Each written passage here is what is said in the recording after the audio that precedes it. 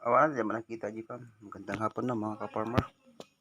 Ito yung pitas natin ngayong hapon no ka-farmer. Yan, siling labuyo, talong.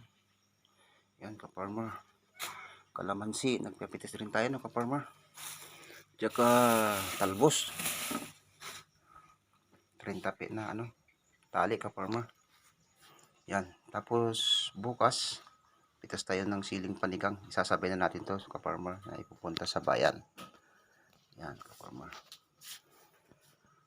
At yung ibang sili natin may kumuha na ka-farmer.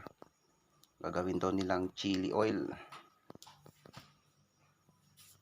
Yan ka-farmer. Medyo ano na yung talong natin ka-farmer. Yung ano lang ka-farmer no. Yung nabuhay lang yung inano natin ka-farmer. Iilan puno lang no ka-farmer dahil dun sa ulan ng asikarina noon ka-farmer. Nabuwal yung iba. Tsaka namatay ka-farmer sa babad ng tubig.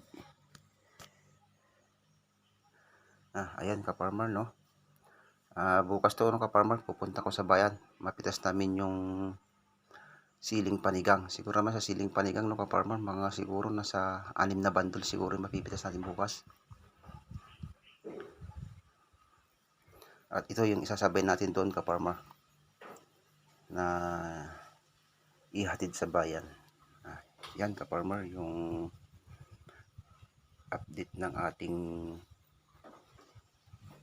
siling laboy bibinta bukas. Yan, maraming salamat po.